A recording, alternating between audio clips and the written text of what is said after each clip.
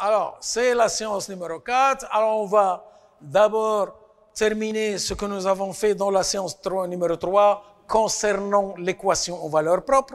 Je vous rappelle tout simplement qu'il n'y a pas grand-chose à faire, hein. C'est-à-dire, c'est tout simplement pour résumer l'équation aux valeurs propres, c'est lorsque vous avez une équation du genre A psi égale lambda psi. Lambda est dit non dégénéré s'il existe un seul vecteur propre. S'il existe plusieurs vecteurs propres, lambda est dit dégénéré. Alors, comment chercher lambda? Ben, tout simplement, pour résumer, c'est déterminant de A moins lambda I égale à 0. Et lorsqu'on trouve le lambda, on remplace dans le système, dans l'équation caractéristique étoile, et on trouve, et ça, on va le voir sur un exemple. Mais avant d'y arriver, nous allons d'abord parler des propriétés des vecteurs et valeurs propres d'un opérateur hermétique. La première des choses, c'est que les valeurs propres sont réelles. Les valeurs propres sont réelles, appartiennent à R, sont réelles. Je vous rappelle que normalement, lambda, tout à l'heure, nous avons dit lambda appartient à C. Alors, lorsqu'il s'agit d'un opérateur hermétique, la valeur propre est réelle. Et je vous rappelle tout de suite, lorsqu'on mesure une grandeur quelconque, ce qu'on va trouver, ce sont les valeurs propres. Et les valeurs propres, donc, lorsqu'on mesure la vitesse, on ne va pas trouver des nombres complexes, hein, c'est des nombres réels. Les valeurs propres sont réelles. En effet, alors vous avez A psi égale lambda psi. Il faut montrer que lambda appartient à R, que lambda appartient à R. Alors d'abord, il faut l'isoler. Alors on va projeter, je vous rappelle que psi c'est un vecteur, A psi c'est encore un vecteur, on va projeter sur psi. Alors si je projette ou je multiplie scalairement à gauche, c'est psi, A psi est égal à lambda psi psi. Lambda psi psi, je vous rappelle que psi psi ici c'est la norme, ça c'est la norme, et ça appartient à R. C'est la probabilité totale. Et la probabilité, ce n'est pas un nombre complexe, c'est un nombre réel. Alors, ça, c'est la probabilité totale pour trouver la particule dans tout l'espace. C'est égal à 1 si psi est normé à l'unité. C'est égal à 1, carrément. D'une manière générale, ça appartient à R. Maintenant, si ça appartient à R, si on veut montrer que ça appartient à R, il faut montrer que ça appartient à R. Alors, or, psi à psi, complexe conjugué. Qu'est-ce que nous avons dit? Lorsqu'on prend le complexe conjugué d'une expression, le ket devient bras, le bras devient ket et on change l'ordre, et l'opérateur devient l'opérateur adjoint. C'est-à-dire ici, ça sera psi, A plus, fois psi. Ça c'est psi, on va changer, ça donne la même chose. Vous avez A plus, comme A égale A plus, c'est-à-dire qui est hermétique, ça c'est psi, A psi, ça c'est psi, A psi, et donc ça appartient à R. Et les deux appartiennent à R, implique lambda appartient à R. Lambda appartient à R. C'est un nombre réel. D'une manière générale, l'équation valeur propre A psi lambda est complexe, mais lorsque si A égale A égale A plus, vous avez systématiquement ça. Lambda appartient à R. Deuxième des choses. Si A psi égale à lambda psi, et A phi égale à mu phi, alors, si lambda différent de mi, ça implique que vous avez phi fois psi égale à 0, c'est-à-dire qu'ils sont orthogonaux, perpendiculaires. Alors, si vous avez, qu'est-ce que ça veut dire ça sous forme de phrase? Ça, c'est les formules, on les traduit en phrases, et les phrases on traduit en formules aussi. Il faut faire cette gymnastique d'esprit tout le temps, hein, quand vous avez des phrases. Ici, ça veut dire quoi? Ça veut dire que vous avez deux vecteurs propres associés à deux valeurs d'un même opérateur. Ça, c'est A et ça, c'est A. Deux vecteurs propres, psi et phi, associés au même opérateur avec deux valeurs propres différentes, alors ils sont perpendiculaires. C'est une propriété remarquable qu'on va utiliser par la suite pour déduire, lorsqu'on connaît un vecteur, ben, il faut prendre celui qui est perpendiculaire. Alors en effet, vous avez la première équation, vous avez A psi est égal à lambda psi. Ça donne, si je multiplie scalairement, c'est phi A psi est égal à lambda fois psi. Si je multiplie scalairement à gauche par phi. Vous avez la deuxième équation, c'était A de phi est égal à mu de phi. Alors, si je prends le bras associé normalement, c'est phi A plus est égal à mu étoile fois phi. Si je prends or, A égale A plus, comme A égale A plus, les valeurs propres sont réelles. Donc ça, c'est la même chose d'écrire, c'est finalement, c'est phi A est égal à phi A est égal à mu fois phi. Pourquoi? Parce que A égale A plus, et si A égale A plus, les valeurs propres sont réelles. Et en multipliant scalairement à gauche, ça donne tout simplement, c'est phi A psi est égal à mu phi A psi en multipliant à droite. Alors les deux équations impliquent donc que vous avez lambda moins mu fois phi fois psi égale à 0. Donc, si lambda est différent de mu, implique que vous avez phi égale psi égale à 0. Parce que quand vous avez une expression ça égale à 0, ou bien ça égale à 0, ou bien ça égale à 0, comme ça c'est différent, donc systématiquement ça égale à 0, et ça veut dire que phi est perpendiculaire à psi. Bien. Alors ceci donc, c'est juste pour terminer avec cette histoire d'équation aux valeurs propres, à la fois pour l'opérateur A, et à la fois pour lorsque A égale A+, pour le cas particulier A égale A+. Alors nous allons faire un exemple. Nous allons prendre un exemple sous forme d'exercice qui n'est pas dans le polycope, je le précise tout de suite. Je prends par exemple sur un opérateur, je vais travailler dans l'espace à deux dimensions. À deux dimensions. Si je travaille dans l'espace à deux dimensions, j'ai une matrice par exemple de type 0, 0, 1, 1, 1. Et la base, bien entendu, je vais choisir donc espace muni par I1 et I2. Je travaille à deux dimensions. Et j'ai une matrice A de type A0, 1 et je veux chercher. Donc, la matrice, elle est connue. Je vous rappelle, ça c'est 1, 1, 1. Ça c'est A1, 1. Ça c'est A1, 2. Ça c'est A2, 1. Et ça c'est A2, 2.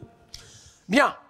Alors, pour chercher les valeurs propres, on utilise déterminant lambda. Lambda, comment on cherche lambda? On cherche, c'est tout simplement déterminant de A moins lambda I égale à 0. Je vous rappelle que lambda, c'est ce qu'on cherche, et I, c'est la matrice identité. Alors, ça donne tout ceci, ça donne la chose suivante, c'est moins lambda, 1, 1 doit être égal à 0. Déterminant de A moins lambda I. Je vous rappelle que A, c'est 0 moins lambda, et l'autre, c'est 0 moins lambda, et ici, c'est 1 moins 0 et 1 moins 0. Ou si vous voulez, on peut l'écrire, hein, c'est déterminant de... Bon, ça, c'est A moins lambda I. Hein, pour les gens qui... Pour ne plus poser des questions, c'est donc 0, 0, 1, 1, 0, moins lambda, 0, 0. Ça donne tout simplement, donc c'est moins lambda, 1 ici, et moins lambda. Voilà la matrice, A moins lambda I, rapidement. Alors, ceci, ça implique tout simplement que vous allez avoir, c'est lambda au carré moins 1 égale à 0, d'où lambda est égal à plus ou moins 1. Lambda égale à plus ou moins 1. Donc, j'ai deux valeurs propres, lambda égale à 1 et lambda égale à 2. Alors, pour la valeur propre, pour lambda 1 égale à 1. Je vais chercher maintenant le vecteur propre associé.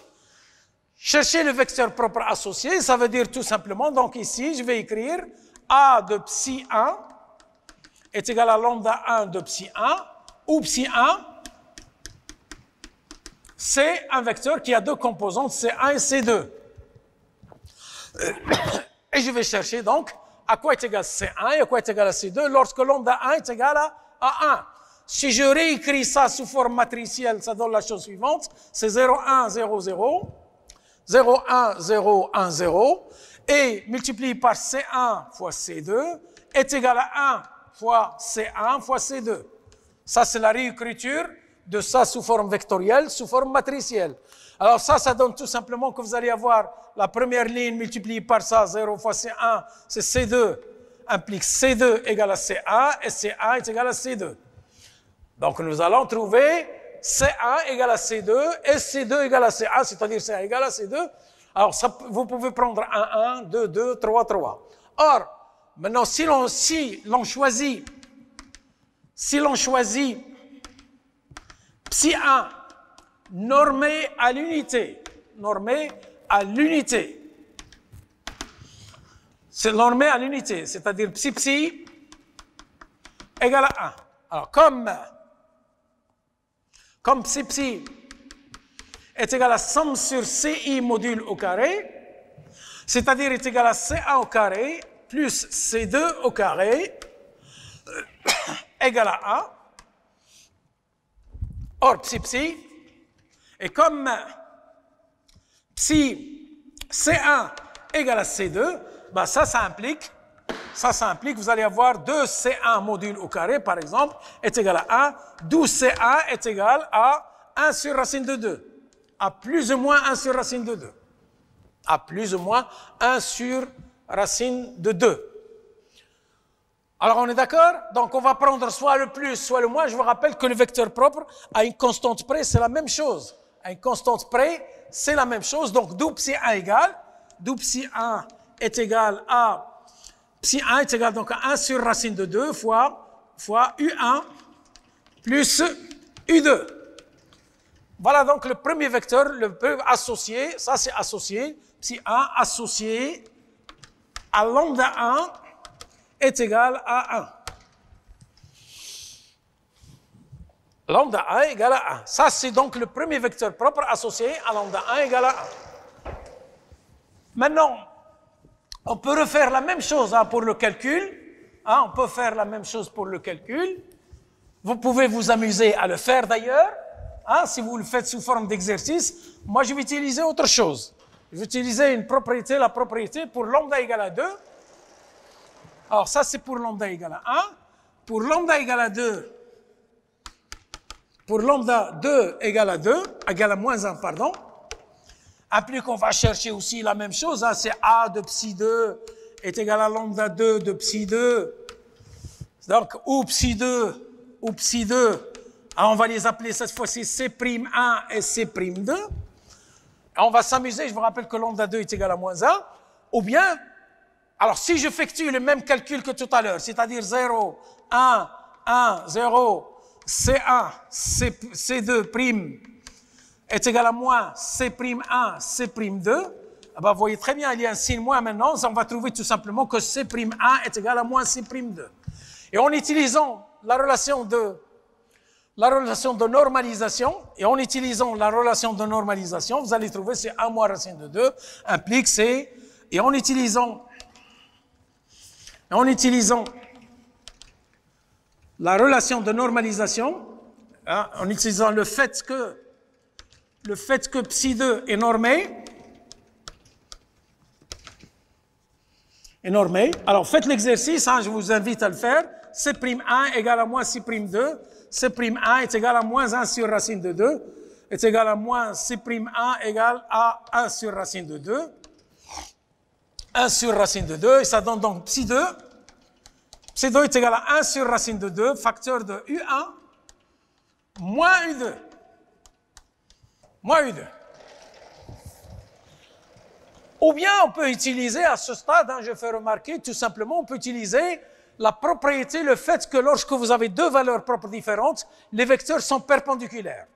Vous avez lambda 1 est égal, lambda 1 on lui associe psi 1, et lambda 2 on lui associe psi 2. Ce sont deux, ça c'est égal à 1 et ça c'est égal à moins 1, et donc psi 1 et psi 2 sont perpendiculaires. Alors, pour le calculer, pour le trouver, si je connais donc psi 1, par exemple, psi 1 ici, est égal, c'était psi 1, il avait alpha et il avait bêta ici, c'est-à-dire alpha et bêta, c'est-à-dire psi 1, il a pour composante alpha bêta.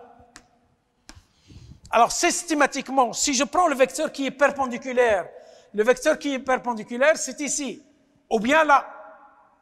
Alors, si c'est ici, il y a qu'un si c'est dans cette direction, ça veut dire ici c'est moins bêta, et ici ça veut dire alpha. Ça veut dire tout simplement, alors psi 2 est égal à, psi 2 c'est tout simplement, alors bêta, moins bêta, et alpha. Alors, donc, si je connais psi 1, je déduis systématiquement psi 2. Ça, c'est alpha bêta que nous avons déterminé. L'autre, c'est moins bêta. Ou bien, si c'est celui-là, c'est tout simplement bêta moins alpha. Voilà, donc ça, c'est ce vecteur qui est perpendiculaire. Vous avez deux vecteurs, soit celui-là qui sont perpendiculaires. Donc, psi 2, il peut être soit ça, et un signe moins, c'est exactement pareil. Voilà donc un exemple, et qu'on utilise souvent, cet exemple. Bien, alors sur ce, nous allons donc parler de fini, donc nous avons fini ce paragraphe concernant les équations valeurs propres, et maintenant nous allons parler de ce qu'on appelle les observables. Et le mot observable, ça veut dire c'est quelque chose qu'on peut observer. Alors pour nous, on observe, ça veut dire qu'on peut le mesurer. Et toutes les grandeurs physiques, ben, ils sont des observables. Alors on va faire donc premièrement la définition.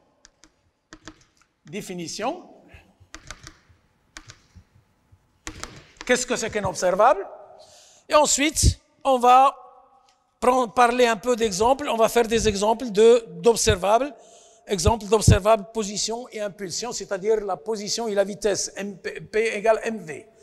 Alors, premièrement, la définition. Alors, ce n'est pas quelque chose d'extraordinaire.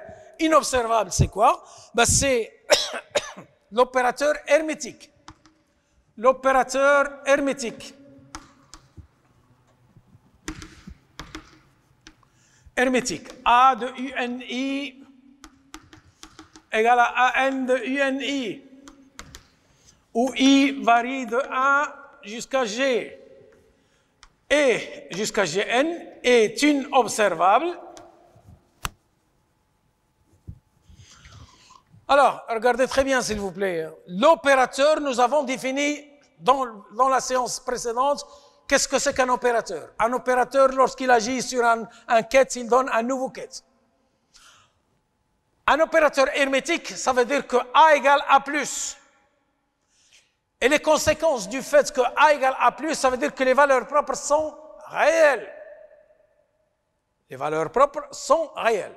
Alors, inobservable, c'est quoi? C'est un opérateur qui est hermétique tel que est inobservable si le système des vecteurs propres, c'est-à-dire du UNI, le système du UNI forme une base.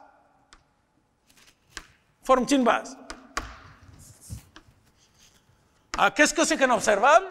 Ben, c'est tout simplement un opérateur hermétique tel que les vecteurs propres forment une base. Alors attention, s'ils forment une base, puisque c'est une base, alors quel que soit l'élément de l'espace, on peut développer suivant les éléments de la base.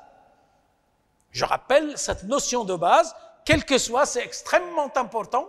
Hein? Ce n'est rien d'autre, ce n'est pas compliqué. C'est un opérateur qui est hermétique, ça veut dire A égale A+. Si A égale A+, ça veut dire que les valeurs propres sont réelles. Et pour deux valeurs propres différentes, les vecteurs propres sont orthogonaux. Et il ne faut pas oublier ces propriétés. Hein. Je vous rappelle que le cours que nous sommes en train de faire, c'est le résumé de résumé. On ne peut pas résumer plus. Mais tout ce qu'on dit, tout ce qui est marqué dans le polycope, c'est extrêmement important. Et on va l'utiliser lorsqu'on va aborder la partie physique du problème. Alors donc, si un opérateur est hermétique, forme une base. Alors, puisque c'est une base, on peut toujours choisir. Ça veut dire quoi une base? Ça veut dire que l'oublié, donc la relation de fermeture, implique la relation de fermeture. La relation de fermeture.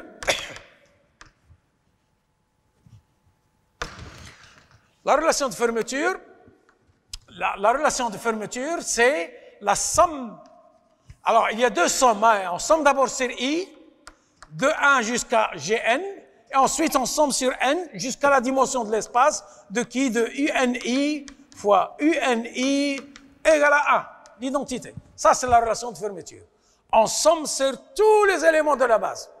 De cette quantité doit être égale à 1. Ça, c'est la relation de fermeture. Si c'est non dégénéré, tout de suite, hein, si c'est non dégénéré, ça veut dire que Gn égale à 1.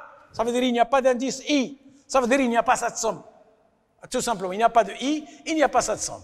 Ah, ça, c'est juste pour que vous deviez savoir. Donc, on somme sur tous les éléments de base. Alors, bien entendu, maintenant, si n est différent de n', implique donc AN différent de AN'. Deux vecteurs propres, donc, implique de UNI, UN', est égal à delta de NN', quel que soit IJ. Quel que soit IJ. Pourquoi? Parce que vous avez deux valeurs propres différentes, le produit scalaire est égal à 0. Ils sont orthogonaux, c'est ce que nous avons démontré tout à l'heure. On est d'accord? Alors maintenant, on va continuer sur notre lancée. Alors, donc, quel que soit IJ, mais on peut toujours choisir au sein d'un sous-espace. Comme on peut toujours choisir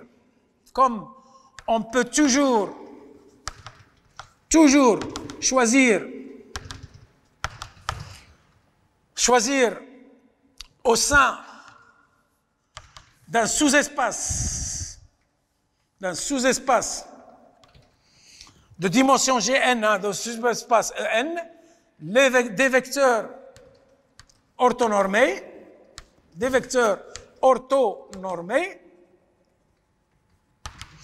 implique qu'on peut écrire finalement, c'est UNI, UNJ, prime J, est égal à delta de NN prime, delta de J, delta de IJ. Delta de IJ. La première perpendiculaire, donc ici, qu'est-ce que c'est qu'un observable? Je répète, ce n'est pas quelque chose de compliqué, c'est tout simplement inobservable, c'est un opérateur hermétique tel que les vecteurs propres forment une base. Et s'ils forment une base, ça veut dire tout simplement que quel que soit les éléments, un élément de l'espace, psi, un vecteur ket, il se développe suivant ces éléments de base, c'est-à-dire qu'il va se développer suivant les vecteurs propres. Bien. Il y avait des remarques, il y avait d'autres remarques on aurait dû dire, mais on va les faire en TD, Inch'Allah. Alors 6.2, ce qu'on appelle un ensemble complet d'observables qui commutent, ce qu'on appelle un écoque. Ensemble d'observables, ensemble complet d'observables qui commutent.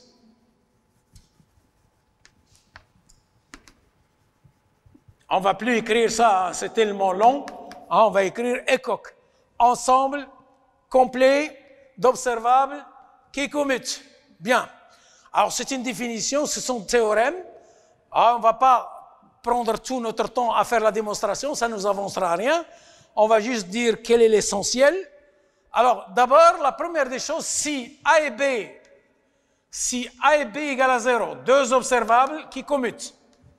Si A et B égale à 0, c'est-à-dire AB égale BA, si deux observables commutent, alors il existe des vecteurs propres communs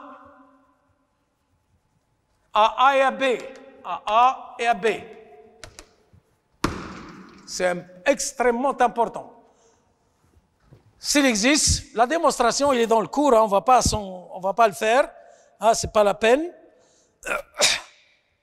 Si A et B égale à 0, il existe des vecteurs propres communs à A et à B. Alors, je vous rappelle, cette notion de commutateur, c'est une notion extrêmement importante en physique. Vous allez voir, on va voir ça par la suite. La première des choses, donc maintenant, si, je vous rappelle que A est inobservable, B est inobservable, s'ils commutent, il existe des vecteurs propres A et B. Alors, si ça ne commute pas, ça ne veut pas dire qu'il n'existe pas de vecteurs propres. Ça veut dire, si ça commute, ça veut dire tous les vecteurs propres sont communs. Tous les vecteurs propres sont communs. Si ça ne commute pas, ça veut dire qu'il peut exister un cas où ce n'est pas commun. Ça ne veut pas dire qu'il n'existe pas de vecteurs propres communs. Ils existent, mais il existe un cas aussi où il n'est pas commun. Par contre, si A et B égale à 0, tous les vecteurs propres sont communs. Bien. Ah, maintenant, la définition de ce qu'on appelle un écoque, la démonstration, c'est très simple, ce n'est pas vraiment compliqué, mais je vais la définir. Donc, A, B, C, alors, définition, A, B, C, etc., forment un écoque, si, premièrement, deux choses. Un, A, B, C commutent 2 à 2. Qu'est-ce que ça veut dire commute 2 à 2? Ça veut dire que vous avez AB égale BA, vous avez AC égale CA, vous avez BC égale CB. Ça, c'est commute 2 à 2. La donnée des valeurs propres,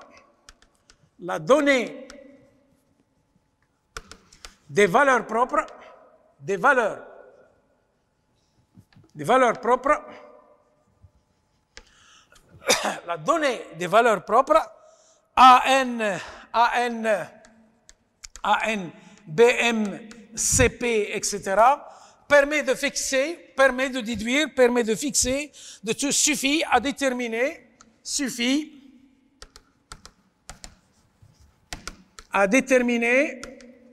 un seul vecteur propre commun.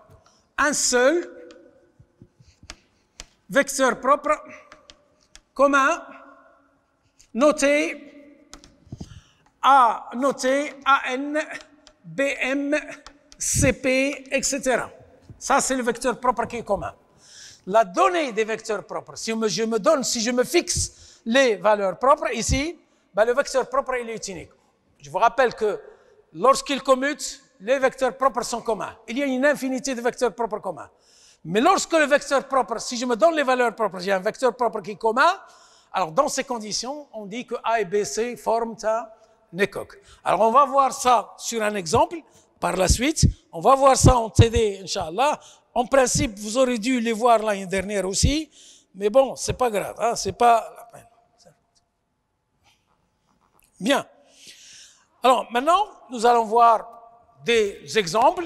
On ne va pas tout voir dans cette séance, malheureusement. Et je vous rappelle que j'aurais aimé sincèrement faire un cours en présentiel, hein, parce que faire un cours sans étudiants, c'est pas ça, hein, du tout. J'aurais aimé faire un cours en présentiel, surtout pour ce cours qui est délicat. Je ne dis pas qu'il est difficile. Et entre parenthèses, hein, je vous rappelle que le cours de physique quantique, l'année dernière, c'était le module qui a été le plus validé. Ce n'est pas parce qu'il est simple, c'est parce que tout simplement les étudiants, ils ont bien travaillé. Il ne faut pas croire que c'est le plus simple, c'est le plus compliqué, mais les étudiants de l'année dernière, ils avaient fait une exception, ils avaient travaillé ce cours et le résultat, il était là. C'est le module qui a été plus validé jusqu'à 70% entre les deux sessions. Alors, troisièmement, donc, 6.3, exemple 6.3, exemple d'observables, exemple des observables, position,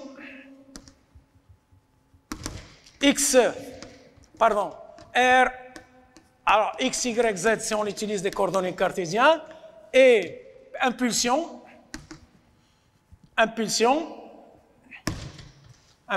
P, PX, PY, PZ.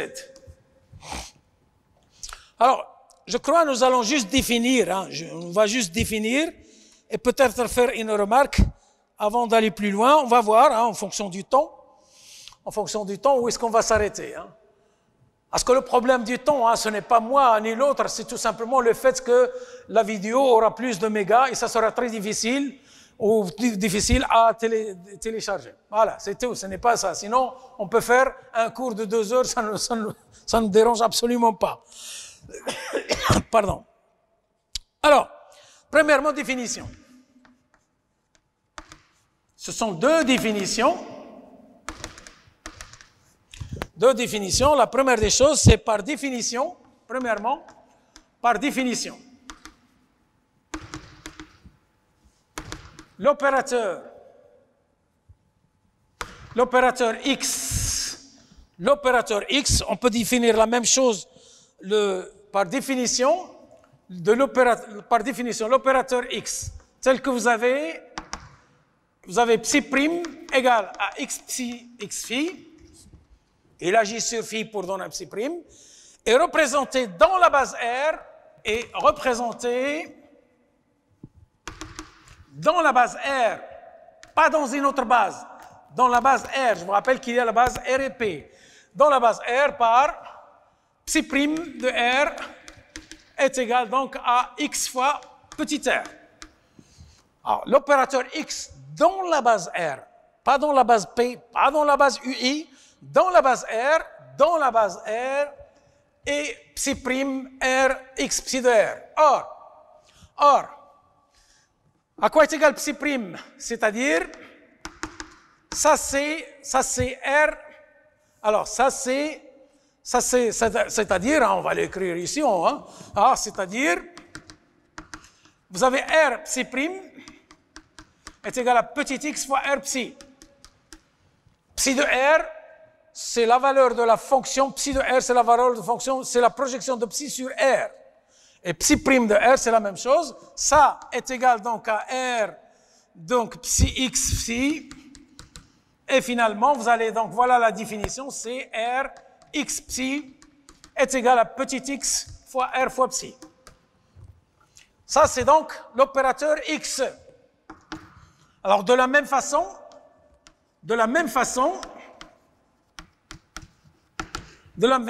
la définition, on a R y fois psi est égal à petit y fois R fois psi. Et vous avez R fois z fois psi est égal à petit z fois R fois psi. Voilà donc la définition de l'opérateur x. Il est défini ou bien y ou bien z. Dans la base R, c'est tout simplement la multiplication par petit x, petit y et petit z.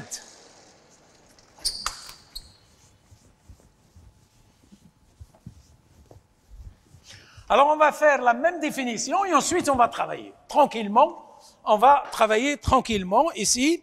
Donc, la même chose ici, ça c'est P.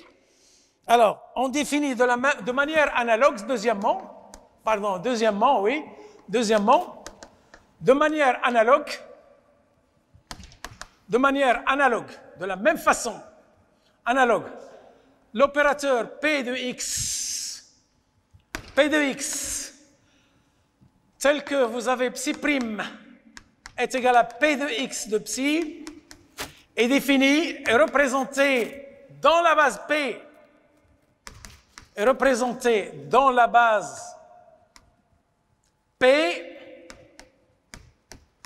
par psi prime de R est égal à P de x fois psi prime de R. Psi prime de P, pardon, c'est psi prime de P. Psi prime de P égale, ce n'est pas R, c'est psi prime de P. Psi prime de P fois psi prime de P. On travaille dans la base P. Alors, la définition, c'est x dans la base R et P de x dans la base P. On va voir comment juguler, comment jouer avec les deux. Ça veut dire tout simplement, c'est-à-dire, c'est tout simplement, alors c'est P fois phi prime de P, P fois x prime de P, pardon, de P ici, x fois psi, pardon, est égal à P de x fois P de psi. Idem, de manière identique, vous avez P de y, pardon, c'est P de x ici, P de x ici, P de x, P de y, je m'excuse, psi égale à P de y fois P psi, et vous avez P de Pz fois psi est égal à Pz de P psi.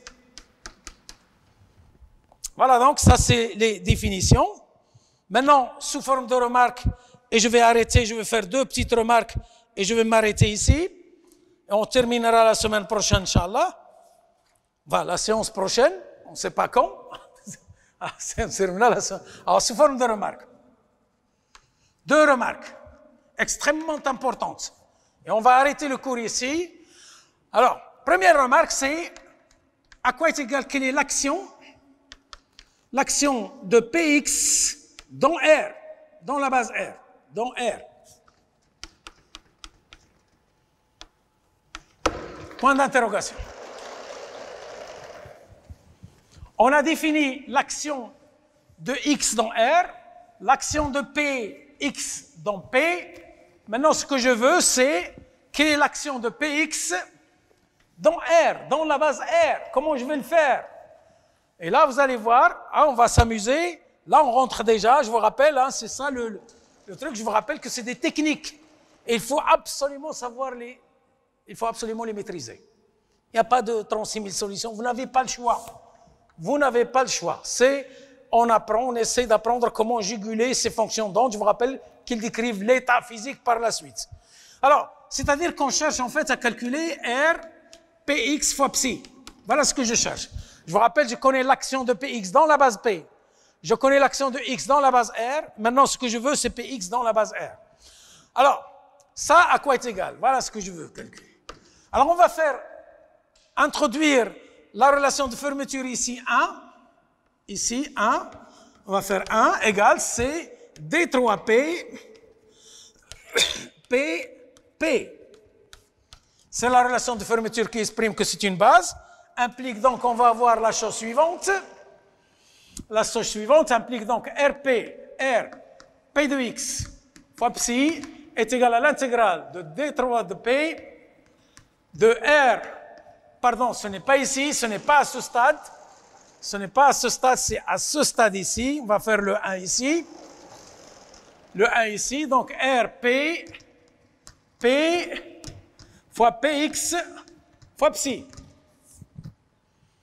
Alors ça, c'est ce que nous venons de définir. Ça, le deuxième terme ici, ça c'est égal à Px fois Px, petit Px, fois P fois psi. Or, RP, et or RP, à quoi est égal RP? Ça, c'est le cours le cours précédent. RP, c'est 1 sur 2 pi, h bar à la puissance 3,5, exponentielle I pi R sur h bar. Ça, c'est RP. Donc, ça, c'est l'intégrale de D3P, Px, 1 sur 2 pi, 1 sur 2 pi, h bar à la puissance 3,5. L'intégrale de Px exponentielle de Px exponentielle D3P, Px exponentielle IP R sur h bar. On est d'accord? Jusqu'ici, il n'y a pas de problème, je ne fais que remplacer. La première des choses, j'ai introduit la relation de fermeture. Ça, c'est par définition de l'opérateur Px dans la base P. Ça, c'est le cours de la semaine dernière ou de la séance précédente. Et ça, maintenant, ça, or, PR à quoi est égal? Exponentielle IPR sur H bar. IPR sur H bar. IPR sur H bar, c'est exponentielle I sur H bar. Facteur de Px fois X, plus Py fois Y, plus Pz fois Z. Donc, implique, si je prends la dérivée par rapport à dx, si je prends la dérivée par rapport à dx de IPR sur H bar, ben ça donne tout simplement, donc c'est H bar sur I, Px, c'est IH bar, I sur H bar, Px fois exponentielle IH bar de Px fois X plus, c'est-à-dire c'est I sur H bar, Px fois IPR. Donc ici, ça c'est tout simplement, donc c'est tout simplement, alors attention, j'ai oublié ici Pepsi. Donc ça c'est tout simplement, donc je peux l'écrire, c'est H bar sur I, D sur Dx, de 1 sur 2 pi H bar à la puissance 3,5, D3 de P, exponentielle IPR sur H bar, et ça c'est quoi en fait? Or, Pepsi, c'est phi bar de P. Donc c'est phi bar de P. Or, tout ceci, c'est quoi? Tout ce que je mets là en crochet, ben, c'est tout simplement psi de R. C'est la transformée de Fourier de psi de R. Donc ça c'est H bar sur I, D sur Dx, psi de R. C'est-à-dire qu'en définitive, voilà ce que nous avons. Nous avons, c'est la chose suivante. Vous avez donc R, Px fois psi est égal à H bar sur I, D sur Dx de R psi. D sur Dx de R psi. Voilà, avec un calcul savant, un calcul simple, si on connaît son cours, bien entendu, voilà ce que nous avons déduit. Nous avons déduit, donc la chose suivante, c'est que R Px fois psi ben, est égal tout simplement à R fois psi. Alors, qu'est-ce qu'on constate pour faire parler cette formule? Ben, on constate la chose suivante, regardez très bien. Hein? Ça, c'est exactement le R psi, ben, c'est exactement ça. Ça veut dire que dans la base R implique dans R, pardon, ça ne me paraît pas beaucoup, dans la base R, Px, c'est quoi finalement Px? Px, cette grandeur, bah, c'est rien d'autre que h bar sur I d sur dx. D sur dx. On est d'accord? Peut-être je vais prendre un peu de temps. Peut-être. Alors, d sur dx. Et finalement, regardez très bien, vous avez de la même façon. Alors, de la même façon, vous avez py, ça sera h bar sur I, d sur dy. Vous avez pz, h bar sur I, d sur dz. C'est-à-dire que finalement, vous allez avoir donc c'est P à P, on associe moins h bar sur I, ou bien moins h bar nabla. Et à P au carré, P au carré est égal à P fois P, eh ben on associe moins h bar au carré, Laplacien fois Laplacien, nabla, c'est moins h bar au carré, Laplacien. Et donc implique l'énergie cinétique, par exemple, P au carré sur 2m, ben on lui associe moins h bar au carré, Laplacien sur 2m. Voilà donc la grandeur. Ça veut dire qu'à toute grandeur définie en physique, l'impulsion Px c'est moins h bar sur d sur dx. À l'énergie cinétique P au carré sur 2m, ça sera moins h bar au carré, Laplacien sur 2m. Alors rapidement, pour terminer ce cours, ce paragraphe, on veut chercher l'action. On veut chercher R à quoi est égal l'action de xpx. Je vais aller rapidement. Si vous n'avez pas compris, on sera là à votre disposition hein, pour le faire. On va faire ce calcul rapidement hein, pour le terminer, pour ne pas trop alourdir la vidéo. Alors vous avez donc ça, c'est donc R. Ça, c'est R. Alors xpx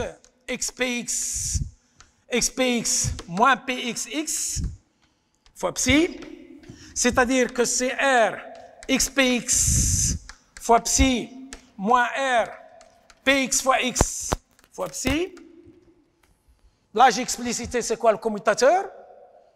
Hein? C'est px fois px. Maintenant, alors ça je connais, quoi? Ça c'est psi prime. L'action de x c'est petit x fois ça.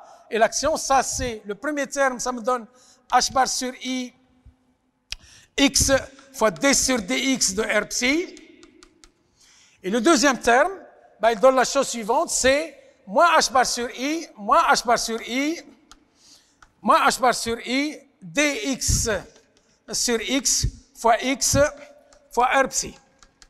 C'est-à-dire, c'est h bar sur i, x d sur dx, moins dx sur xx fois r psi. Or, ça, nous l'avons fait, c'est l'exercice au départ égal à moins 1. Donc ça, alors c'est moins 1, donc c'est moins IH bar, donc c'est IH bar R psi. Et finalement, vous avez donc XPX est égal à IH bar fois l'identité. Ça veut dire qu'ils ne commutent pas. X et PX ne commutent pas. Ça veut dire que tous les vecteurs propres ne sont pas communs. Vous avez de la même façon, idem, vous avez YPY est égal à IH bar fois l'identité, et vous avez Z fois PZ est égal à IH bar fois l'identité. Voilà, donc ce cours, la semaine prochaine, si Dieu le veut, Inch'Allah, ou bien la séance prochaine qu'on va faire, eh ben on va continuer pour terminer définitivement ce paragraphe. Et on va essayer de terminer durant les séances les séances prochaines, on va essayer de terminer le formalisme, Inch'Allah. Alors, ceci étant dit, je vous remercie. Je sais que c'est un cours nouveau parce que vous n'avez pas fait le cours ni en maths, ni en physique de S4 l'année dernière, mais on sera à votre disposition pour toute question, Inch'Allah, et à la séance prochaine, Inch'Allah. Merci.